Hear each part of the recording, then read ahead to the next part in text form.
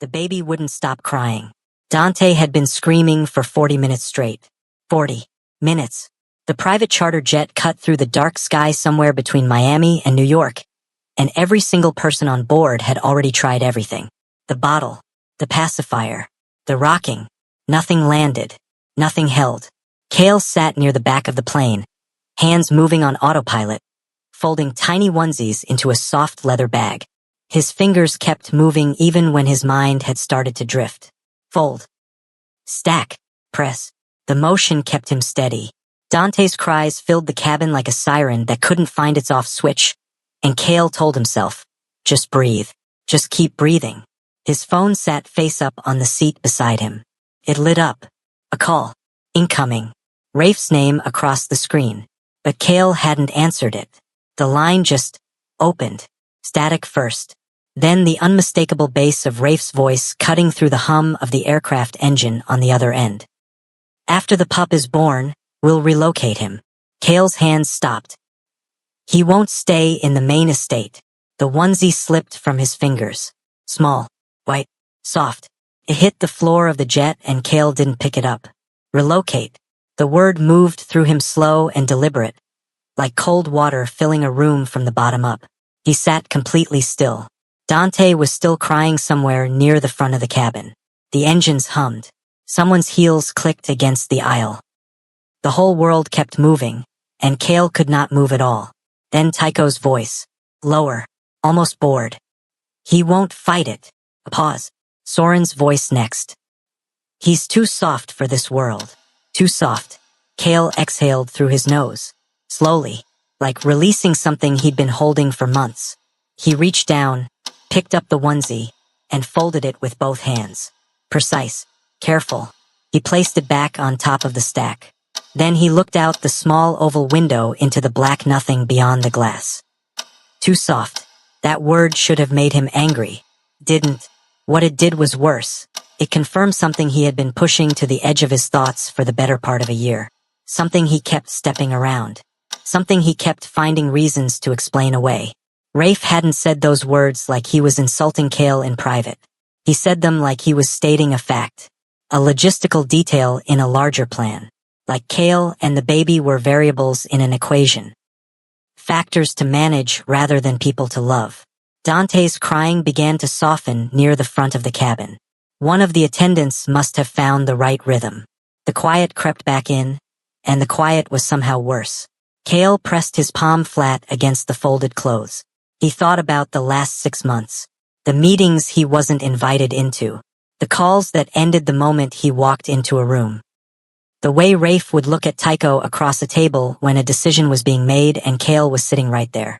Not exclusion you could point to. Nothing clean enough to call out loud. Just a slow, steady pattern of being managed. The phone line had gone quiet on the other end. They'd moved on to something else. Business. A name he didn't recognize. He picked up the phone and ended the call. He sat back. Looked at Dante's small travel bag across the aisle. It had a cartoon bear embroidered on the front that Cale had chosen himself. Relocate him. The plane began its descent toward New York. Hi viewers, have you ever overheard something that completely changed how you saw your own life in an instant? He didn't cry. He didn't call anyone. He just sat there with that one word looping in the back of his mind, folding the last of the baby clothes one by one. And when the wheels touched the runway, Cale already knew. Whatever he had believed this life was, he had been wrong. The only question left was what he was going to do about it. There is a specific kind of silence that lives inside a house full of people. Not the comfortable kind. Not the kind you sink into after a long day. The kind where you can feel every conversation happening without you. Where the warmth in the room shifts just slightly whenever you walk in. Where you notice, not because anyone is cruel enough to say it, but because you are paying attention. Cale had been paying attention for months. It started with small things. Easy to dismiss. The weekly security briefing that used to include him stopped including him after the second trimester. Rafe said it was because of stress. You don't need that weight right now. It sounded like protection. At the time, Cale let it land that way. Then there were the evenings Tycho would come home from council meetings and go straight to Rafe's office. Door closed. An hour would pass. Sometimes two. They'd come out relaxed, papers tucked under arms. And when Cale asked how the meeting went, the answer was always some version of handled. Never what was handled. Never why his input hadn't been considered. He remembered one Thursday in particular. He had walked into the East Wing study and found Rafe and Tycho and Soren all standing around the wide oak desk. A map spread out between them, voices low. He'd knocked on the open door. All three turned. And in the half-second before anyone spoke, he saw it. Tycho's eyes moved to Rafe. Quick check. Like asking, how much does he get to know? Rafe had smiled. Just logistics. Come in. But the map had already been folded by the time Cale crossed the room. He hadn't called it what it was then. He found reasons. Pregnancy was a sensitive time. The Empire had real threats. His safety mattered to them. That's why they kept things close. He believed that. Or he made himself believe it, which is a different thing entirely. Now, 40,000 feet of descent later, the memory felt different. It didn't feel like protection anymore. It felt like preparation. Like they had been slowly, quietly building a version of this life that made sense with him inside it, but only in a specific, limited role. Present but peripheral. Loved, but conditionally. Like furniture that held real sentimental value but still needed to stay in its corner of the room. Dante stirred in Cale's arms as the car moved through the city toward the estate. The baby made small sounds, not crying, just aware. Cale pressed his lips to the top of Dante's head and said nothing. He thought about Tycho's glances. All of them, stacked up now in his memory like a deck of cards finally shown face up. That look in the study. The way Tycho had pulled back the chair at dinner last spring. Not to include Cale, but to make room while simultaneously steering conversation away. Every glance had a direction to it. Always redirecting. Always adjusting. Cale hadn't been paranoid. He had just been too willing to give the benefit of the doubt. The car pulled through the estate gates. Soren met them at the door. Warm face. Easy smile. Welcome back. He kissed Cale's forehead. Held his elbow as he stepped inside. Genuine warmth.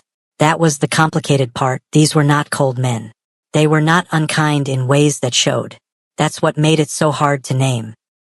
You can love someone and still diminish them. You can care about a person and still have quietly decided what their limits are. Cale walked through the front door and handed Dante to Soren, watching the way Soren's whole posture softened around the baby. Real. That was real. He didn't question their love for Dante. What he questioned now, quietly, carefully, was what that love was actually going to look like once the four walls of this estate made the decisions. He walked upstairs alone. He sat on the edge of the bed in the guest room. Not the shared suite. He'd moved there 3 weeks ago, quietly, without explanation, and none of them had asked, and looked at his hands. Should he leave now? Or wait? And find out how deep this ran? The answer didn't come that night. But the question didn't leave either. 6 months ago, Cale had been sent away. Not exiled. That's not the word Rafe used. He used protected. He used temporary. He said the threat was credible and the safest option was a private property in coastal Georgia. Staff he trusted, full security detail, everything Cale needed. He said it with conviction. He said it with his hand on the side of Cale's face. Cale had believed him. He'd spent 6 months in that house, watching the water, carrying a baby that grew heavier every week, alone except for the staff, waiting for the threat to pass, waiting for the phone calls that got shorter and further apart, waiting for Rafe to come back and say it was over. What he didn't know, what nobody told him, was why he'd really been sent. The transport route. 3 months before Dante was born, a protected convoy carrying critical documents was compromised. The route had been leaked. 4 men from the inner circle were injured. Cale's name was on it. He didn't know that until later. He only knew that Rafe had grown distant, that the calls stopped feeling like conversations and started feeling like check-ins, that there was a specific absence in Rafe's voice that Cale couldn't name at the time. It was Morrow Vane who had made the suggestion. Morrow, who had been inside the inner circle for 4 years. Morrow, who moved through the estate like he owned a piece of it. Morrow, who had access to those same routes. Who had motive Cale only learned about later. Who had handed Rafe a story so clean, so lined up with the evidence that Rafe had taken it. Morrow had pointed at Cale. Not loudly, quietly, the way a man who knows what he's doing works. He'd planted a thread, let it unravel on its own. He didn't need to accuse, he just had to position the doubt so that when Rafe reached for an explanation, Cale's name was already sitting there, waiting. And Rafe, who trusted his counsel, who read patterns, who was not a man easily fooled, had reached for it. That was the part that sat in Cale's chest like a stone he couldn't put down. Rafe hadn't come to him, hadn't asked, hadn't given him a room in that conversation. He'd made the decision with incomplete information and called it strategy. Now, sitting in the guest room of the New York estate, Cale turned that over again. He remembered the day before he was sent away, the rushed packing, the "this is for you" explanation that felt hollow, the way Rafe had held him at the door for just a second longer than normal, and Cale had read it as love. It was guilt. He understood that now. And then, the memory that had been sitting at the edges of his mind for days surfaced fully. 3 weeks after arriving at the Georgia property, a doctor's visit, an assistant who'd come in with quiet eyes and a folded piece of paper. The words, "There were complications. We're so sorry." The grief that had leveled him for days. He was told the baby didn't survive. He had mourned. He had grieved alone in that house by the water. For 2 weeks, he had believed his child was gone. But Dante was here, breathing, warm, real. Someone had lied to him. Not about the route. Not about the exile. About his child. Cale pressed his back against the headboard and stared at the ceiling. If Morrow had built the story that sent him away, how far had that story gone? Had Morrow known about the pregnancy? Had someone paid that doctor? The ceiling didn't give him answers, but his gut did. And his gut said, this started earlier than one leaked route. This had been planned. Rafe's jet landed at JFK at 11:42 p.m. He moved fast through the terminal. No press. Private exit. The car was already waiting and his phone was already in his hand before he hit the back seat. 12 hours in Chicago. 3 failed meetings. A council member he no longer trusted. He was tired in a way that sleep wouldn't fix. He told his head of security, Brennan Oakes, to pull the file on Morrow Vane the moment they cleared the tarmac. Something was wrong. He'd known it for weeks. The way a splinter sits in your palm before you can see it. Irritating without a source. He'd been moving on instinct, and instinct said Morrow's story had holes in it that he'd been too angry 6 months ago to examine. He wasn't too angry anymore. He was precise now. Brennan handed over the preliminary file in the car. Cale scrolled. Morrow's communications. Financial records that didn't line up with his stated salary. 3 overseas transfers in the month before the convoy was compromised. Cale hadn't paid for those. His jaw tightened. He'd made a decision 6 months ago based on a story someone else had written.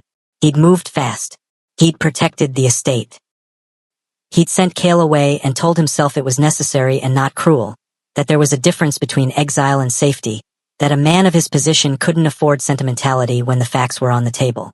Except the facts hadn't been facts. They'd been a setup. The car pulled onto the highway and Rafe stared at the city lights bleeding past the window. 3 weeks into Georgia, his assistant Priya had called him. Quiet voice. She said there had been complications with the pregnancy. She said Cale had been devastated. She said it was better not to reach out immediately. That space was what Cale needed. That any contact would only make the grief worse. He had believed her. He had grieved alone too, in a way he hadn't told anyone. He had sat in his office with the door locked and let himself feel it for exactly one night. Then he had sealed it up and kept moving, the way men in his position had been trained to do. He had never stopped to ask who had told Priya. Now he was asking. Brennan placed a second folder on the seat. Inside, a copy of the private estate's visitor logs from the Georgia property. Cross-referenced with a name Rafe had not expected to see there. Morrow Vane. 3 visits in the first month of Cale's stay. Before the complications. Rafe's hand went still on the page. The pieces weren't connecting slowly anymore. They were snapping into place fast and hard, and each one landed worse than the one before it. He'd been told the baby didn't survive. He had believed it.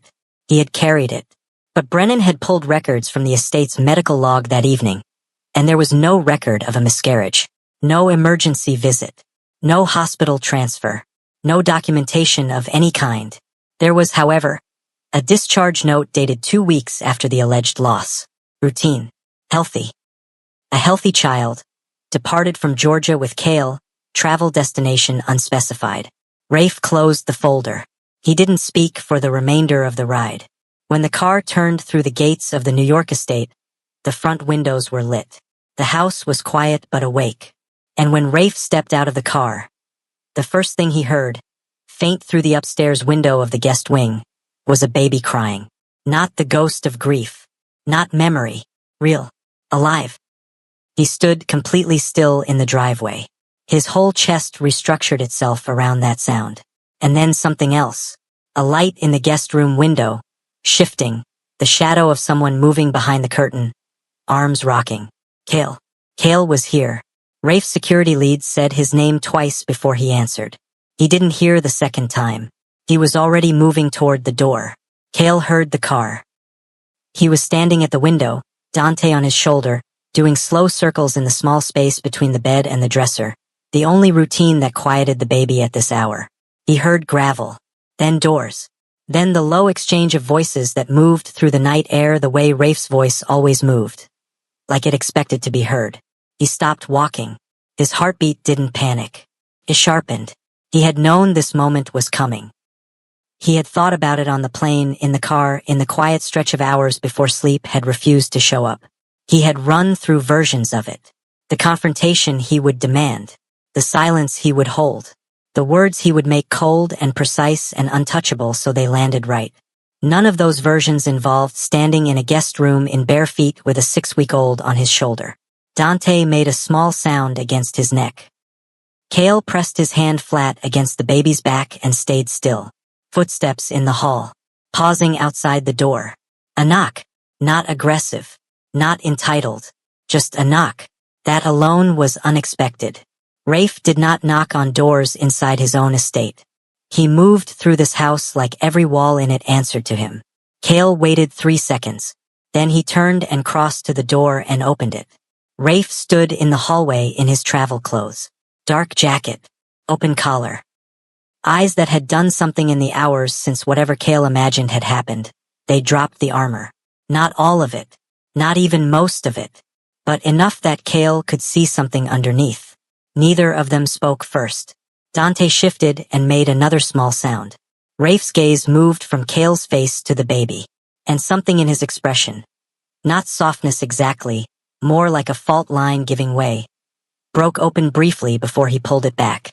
"Can I come in?" Rafe said. For words. That was already more than Cale had expected. He stepped back and let him in. The room felt smaller with Rafe in it. Everything about him was designed to take up space. Not rudely, just factually, the way a fire takes up a room whether it means to or not. He stood near the center and looked at Cale and didn't reach for anything. "You heard the call," Rafe said. Not a question. "I heard enough," Cale said. A pause. Real. Waited. "I'm looking in tomorrow," Rafe said. Cale's jaw shifted. That was not the apology. That was not even close to the apology. But Cale had decided something on that plane. He was not going to perform fury for the sake of it. He was not going to make this a scene that felt satisfying in the moment and solved nothing. He had watched enough men in this world use emotion as a deflection, weaponize tears to avoid accountability, turn confrontation into chaos so that the original wound got buried. He was not going to do that. "Good," Cale said. "Start with Georgia. Start with who told Priya. Start with every visit Morrow made to that property." Rafe looked at him for a long moment. Something moved across his face. Not quite guilt. Deeper than that. "You know about Georgia," he said. "I know what I was told happened there," Cale said. "And I know it was a lie." Dante stirred. Cale bounced him slightly, automatically, without looking down. His eyes stayed on Rafe. Rafe exhaled. It was the kind of exhale that carries weight. Not relief, not annoyance, just a man releasing something he's been holding at a wrong angle for too long. "I should have come to you," he said, "before I made the decision." "Yes," Cale said, "just that. No explosion, no collapse, Just yes, clean and true, and landing with more weight than any shouted accusation would have carried. Rafe looked at his son, at the way Dante's small fist had found the fabric of Cale's sleeve and gripped it. "I want to fix this," he said. Cale looked at him for a long time. He thought about 6 months alone. He thought about a doctor's folded piece of paper. He thought about grief that shouldn't have existed. He thought about a word, relocate, spoken over his child like a logistical problem. He thought about every version of this man that he had loved, and still loved, and what loving someone who had hurt you this deeply actually asked of a person. "Wanting to fix it," Cale said quietly, "is only the beginning." He turned back to the window, still rocking Dante, and Rafe stayed in the room. Didn't speak, didn't reach, just stayed, which, for the first time in a long time, felt like something Cale hadn't known he was waiting for. But by morning, Cale would find something in Dante's medical bag that Rafe hadn't put there. A folded note, for words in handwriting Cale didn't recognize. "He's not done yet." The note had 4 words. "He's not done yet." Cale read it twice. Then he folded it and pressed it flat against his palm like pressure could help him think. He stood in the gray morning light of the guest room, Dante asleep in the travel crib 3 feet away, and he looked at the handwriting again. Not Rafe's, not Tycho's, not Soren's. Someone else had been inside this room. That meant someone had access. Someone on staff. Someone inside the gates. Someone who knew which room Cale was staying in, and had gotten close enough to slip a note into a baby bag without being seen. That was not a warning from a stranger. That was a warning from someone watching. He called Brennan Oakes at 6:14 a.m., kept his voice flat, told him what he found. Brennan arrived in 12 minutes, which said something about how serious Brennan was taking the situation. By 7 a.m., the guest wing was being swept. By 8 a.m., Rafe knew. He came to the doorway of the room with the note already in his hand. Brennan had photographed it, passed it up the chain fast. He looked at Cale, and for once there was no management in his expression. No calculation, just something stripped back and raw. "You were never safe here," Rafe said. "No," Cale said. "I wasn't."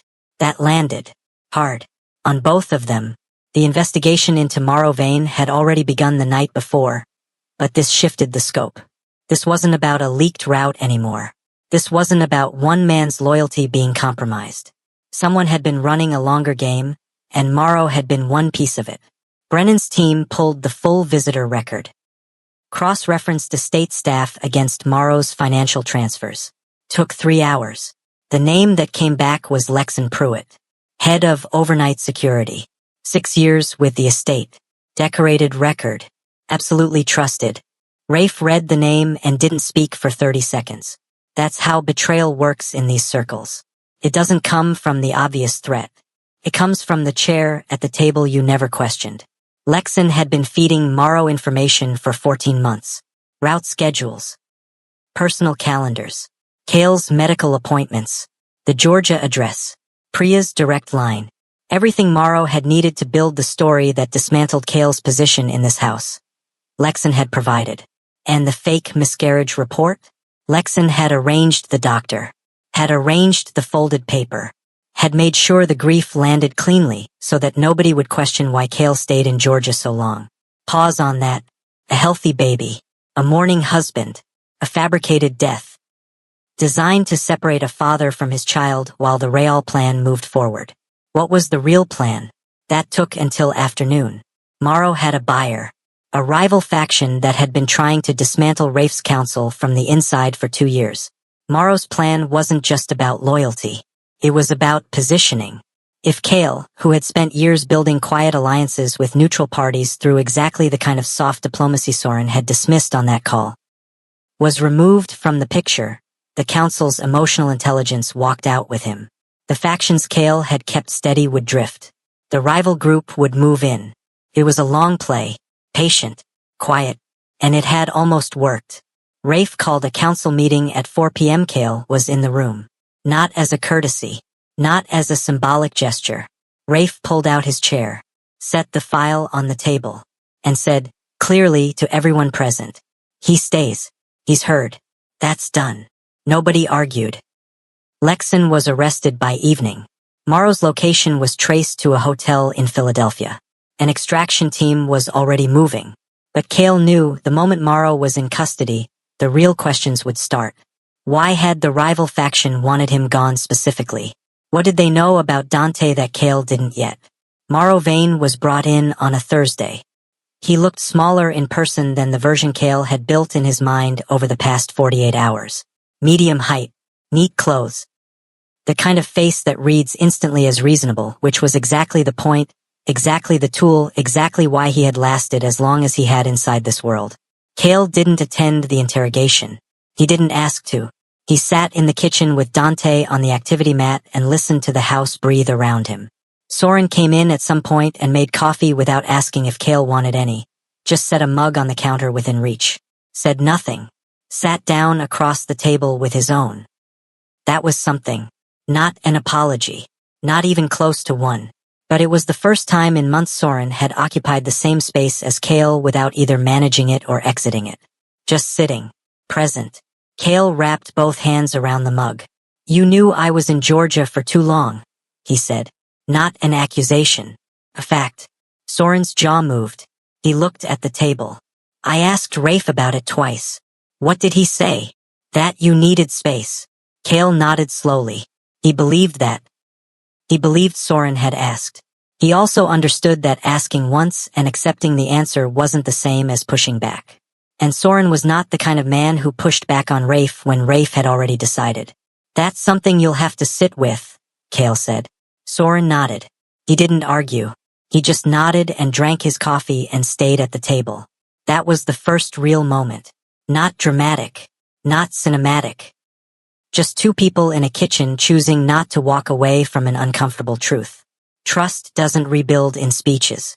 It rebuilds in moments exactly that quiet. Tycho came in that evening. Different energy entirely. Tycho was not a man comfortable with uncertainty. Everything about him was built for execution, for reading a room fast and controlling the variables. Vulnerability was not part of his vocabulary, which made what he did in that hallway outside the guest room remarkable. He knocked. Cale answered, and Tycho stood there with his hands in his pockets and said, I owe you more than I've given you. 7 words. Not a full accounting. Not a detailed breakdown of every moment he'd looked at Rafe across a table while Cale sat unheard. But it was real. There was no posturing in it. No performance. Cale looked at him for a long moment. Start showing up differently, Cale said. That's what I need. Not a speech. Tycho nodded once. Walked away. And 3 hours later, when the council convened again to review Morrow's full statement, Tycho specifically asked the room to hear Cale's read on which neutral factions were most at risk in the fallout. The room listened. Cale spoke for 11 minutes. Not loudly. He didn't need to be loud. He laid out 4 factions, 2 vulnerabilities, and 1 immediate action that would stabilize the most volatile relationship before the week was out. Rafe didn't interrupt him once. When Cale finished, there was a pause. Then Rafe said, That's where we start. Cale looked at his hands under the table. Something loosened in his chest, small, but real. This wasn't healed. He knew that. You don't fix 14 months of quiet exclusion in 72 hours of crisis. You don't rebuild trust with a few good moments inside a bad situation. But this was different from what it had been. And different was worth something. Dante had started making new sounds that week. Not crying. More exploratory. Little vowels and soft clicks that he aimed at whoever was nearest. When Rafe came into the room that evening and sat on the floor beside the mat, not in a chair on the floor, Dante aimed one of those sounds directly at him. Rafe went completely still. Then he reached out slowly and let Dante wrap one fist around his index finger. He didn't look up. He just stayed there. Cale stood in the doorway and watched, and didn't say a word. Some things don't need words. It was past midnight when Cale couldn't sleep. That wasn't new. Sleep had been complicated since Georgia. Since long before Georgia, honestly. He'd learned to stop fighting it, to just get up, move through the house quietly, let the nighttime do its thing. He found Rafe at the kitchen table. No lights on except the one above the stove. A glass of water. A folder closed on the table that Rafe wasn't reading. Just sitting in the way men sit when they're too tired to be anything. Kale pulled out the chair across from him and sat down. No greeting. No preamble. They stayed like that for almost a minute. I keep going back to the day I sent you away, Rafe said finally. I know, Kale said. I was convinced. He turned the glass once on the table. Morrow didn't even have to push hard. One conversation. A few numbers. The timeline lined up and He stopped. You wanted it to be someone, Kale said. And I was there. Rafe looked at him. Something in his eyes broke open for just a second before he steadied it. That's not a defense, he said. I know it isn't. I'm not trying to make it one. I know that too, Kale said. The kitchen held them both. Outside the window, the city was doing what cities do at 1 a.m. Not sleeping exactly, just shifting. Quieter lights. Slower movements. You folded baby clothes the whole time, Rafe said suddenly. Kale frowned. What? On the jet. Before you heard the call. He wasn't looking away now. Brennan reviewed the flight footage. Camera in the main cabin. You were folding those clothes for 40 minutes. Even when Dante wouldn't stop crying. You just kept folding. Kale didn't know what to do with that. He hadn't thought about it as anything. It was just what his hands had needed to do. Brennan shouldn't be watching me fold laundry, Kale said. Rafe almost smiled. Almost. He watches everything. It's annoying. It's also why we're all alive. A beat. The clothes were for Dante, Kale said. I pack when I'm scared. Always have. If my hands are doing something useful, my brain doesn't go to the worst place. Rafe absorbed that like he was memorizing it. I didn't know that about you, he said. You didn't ask, Kale said. Quietly. No edge in it. Just true. That hung between them. Rafe didn't deflect it. Didn't minimize it. He just let it be true. I want to ask now, he said. It wasn't a grand declaration. It wasn't the kind of line that lands in movies. Swelling music, the right lighting, a moment designed to be felt. It was a man at a kitchen table in the dark saying the plainest, most honest thing he'd said in years. And Kale felt it exactly where Rafe meant him to feel it. He didn't reach across the table. He didn't close the distance. He wasn't ready for that. And Rafe, to his credit, didn't move toward him either. But he answered. I'm afraid you'll go back, Kale said. When this crisis is over. When Morrow's dealt with and the factions settle and it all feels normal again. I'm afraid you'll go back to the version of this marriage where I'm managed instead of included. Where keeping me safe means keeping me quiet.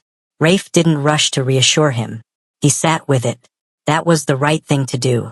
I'm afraid of that too, Rafe said. Kale looked at him.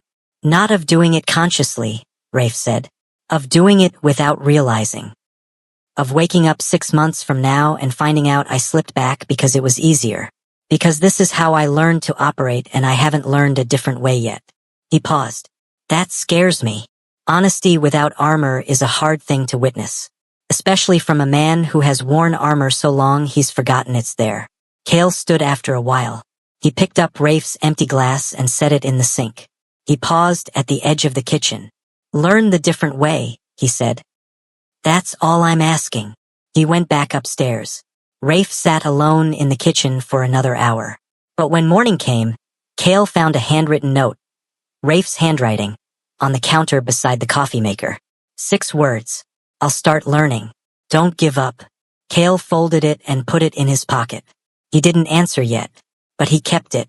For weeks after Morrow was handed over to the council's justice process. Something shifted. Not all at once. Not loudly. The way seasons shift. You don't feel the exact moment it changes, you just look up one day and realize the light is different. Rafe started small. He asked before scheduling anything that involved Kale. Not informing, asking. A different word. A different posture. The first time he did it, Kale had stopped mid-sentence and looked at him. Rafe had looked back, patient, waiting. And Kale had answered. The security briefings started including him again. Not as a courtesy, as a voice. Rafe introduced him to 3 council members he'd never formally met, and he did it plainly. You need to know his read on Faction 7. It's better than mine. That sentence moved through Kale in a way he hadn't been ready for. Tycho started doing something new at council. When a topic came up that touched the emotional dynamics of an alliance, a negotiation that was stalling, a relationship that needed managing, he would look across the table at Kale before offering his own read. Not deferring completely, just checking, including. Sounds like a small thing. It wasn't. Soren made dinner 3 times that week. Not for performance. He just cooked. Showed up in the kitchen at 6 p.m. with ingredients and no announcement, and an hour later there was food. He didn't make a moment of it. Just set the table and called everyone. The first time it happened, Kale sat across from all 3 of them, Dante in the high chair at the end of the table, and realized he hadn't eaten a meal with all of them in over a year. He cut his food. Dante slapped the tray happily. Soren said something dry about the chicken and Tycho corrected him and Rafe shook his head slowly and for one brief moment it just felt like people. Not empire. Not strategy. Not managed relationships and closed doors and folded maps. People. Kale let himself feel that without immediately bracing for what came next. That was growth too. The accountability wasn't just private. That mattered. Rafe stood in front of 2 neutral faction leaders, the very ones Kale had flagged in his council statement, and acknowledged that their alliance had weakened during the past year because of decisions made without adequate input. He didn't perform humility. He just said plainly that the process had failed and that the process was being corrected. One of the faction leaders, an older woman named Celestine Burke, who had known Rafe for 12 years and did not impress easily, looked across the table at Kale afterward. "You've been here the whole time," she said. "Yes," Kale said. "Good," she said. "Don't stop. The thing about redemption in real life is that it doesn't have a moment where the music swells and the scene fades to warm light. It's mostly in the doing. Every day choosing differently than the day before, without applause, without an audience, without anyone guaranteeing that the effort will be enough." Rafe was doing that. Kale was watching. He was watching carefully, not suspiciously, not from behind walls, but with open eyes. Because loving someone and being careful are not opposites. You can love fully and still pay attention. You can forgive and still remember what you learned. That Friday night, Rafe came to the guest room doorway. Not to apologize again. Not to make another speech or another note or another gesture. He just asked, "Do you want to come back to our room?" Not a demand. Not an assumption. A question. Open. His voice quiet. Kale looked at him for a long moment. "Not yet," he said. Rafe nodded. "Okay." And he left. No pressure. No wounded silence trailing behind him. Just okay, and the door left slightly open. Kale stood there after he left, hand resting on the doorframe. Not yet was a no. And Rafe knew that. The morning Dante turned 3 months old, Kale moved back. No announcement. He'd carried a few things down the hall the night before, quietly, while Dante slept. He'd woken early, made the last small transfer of items, and by the time Rafe came downstairs, it was done. Kale was in the kitchen with Dante on his hip and coffee already made. Rafe stopped at the bottom of the stairs, looked at Kale, looked at the room, at the small stack of Dante's toys on the main counter that hadn't been there yesterday, at the baby monitor on the kitchen shelf. He didn't say anything. Kale handed him a mug. Rafe took it. Their fingers didn't overlap. They didn't have to. That was enough. Life didn't become simple. It didn't go clean. The council still had problems. 2 factions remained unstable. The Lex and Pruitt fallout left a gap in overnight security that took weeks to properly fill. There were meetings that ran long. Decisions that had to be walked back. At least 2 evenings where the tension in a room between Rafe and Tycho could have been cut with something. And Kale was the one who diffused it, not because it was his job, but because he was good at it and he chose to use that. He chose to use it. That mattered to him. The choosing. He wasn't folding laundry in the corner anymore. He was at the table. Soren taught Dante the word for spoon. Or tried to, in the nonsense half-language people use with babies, tapping the handle against the tray. Dante responded by trying to put the whole thing in his mouth. Soren narrated the attempt in a voice entirely too serious for the situation, and somehow that became a thing. Soren doing a quiet play-by-play of every meal, addressing Dante like a tiny sportscaster would address an audience. Kale laughed. Really laughed. He hadn't realized how much he'd missed the sound of his own laughter until he heard it. Tycho, for his part, became the one who handled the overnight shifts without being asked. He didn't make a show of it. He just appeared in the doorway at 2 a.m. when Dante woke, would look at Cale and say, "Go back to sleep," in his flat, efficient way. And Cale, who had spent months sleeping light and staying alert, started to sleep. Really sleep. That was the truest sign. You don't actually rest around people you don't trust. And one particular Wednesday night when the house was quiet and Dante had gone down easily and there was no crisis on the horizon for once, Rafe and Cale sat on the back terrace. City below, sky above, not talking about the council or the factions or any of it, just sitting. Rafe said at some point, "I think about what this almost became." Cale didn't ask him to explain. He knew what it almost became. A marriage that hollowed out from the inside while everyone kept calling it protection. A child raised without one parent present. A man who gave everything and was quietly handed a smaller and smaller role until one day there was no role left. "It didn't," Cale said. "Because you didn't let it," Rafe said. "Because you didn't let it either." Cale looked at him. Eventually, a pause. The city moved below them. "I keep the note," Cale said. "The one from the kitchen counter." Rafe was quiet for a moment. Then, "You kept it. In my pocket. For a while. Now it's in the top drawer." He looked at the lights below. "It reminded me that you were trying. On the days when trying felt like not enough. It reminded me. Love doesn't erase what happened. That's not how love works. It doesn't rewrite the months in Georgia or the folded map or the word relocate spoken over a sleeping child. It doesn't undo Morrow Vane or Lexan Pruitt or the folded paper from a doctor who'd been paid to deliver grief. What it does, if it's real, if both people are willing, is grow around those things. Like a tree growing around a scar in its bark. The mark stays. The tree keeps going. They weren't finished. Cale knew that. Rafe knew that. There would be harder weeks ahead. There would be moments when old patterns showed up uninvited. When a door got closed before it should, when a decision moved faster than a conversation, when someone's voice got smaller in a room full of bigger ones. But now there was language for it. Now there was a table where Cale sat at the center, not the edge. Now there was a man who asked before he assumed, who heard the answer, who stayed in the room when the answer was hard. That Friday, Celestine Burke sent a handwritten letter to the estate. It was addressed to Cale. 3 lines. She wrote that the council's stability had improved noticeably in the past 30 days. That the faction relationships Cale had flagged were already showing signs of repair. And that she hoped he intended to stay. Cale read it twice. Folded it. Set it on the desk in the study, the main study, not the guest room. His desk now. Dante pulled himself up against the edge of it an hour later. Unsteady. Gripping the wood with both small hands. Looking at Cale with the expression babies make when they have just discovered something enormous. Like standing. Like the ground is right there and your legs are right there and maybe this is what they're for. Cale crouched down and held out both hands. Dante let go of the desk. 1 step. Unsteady. Then another.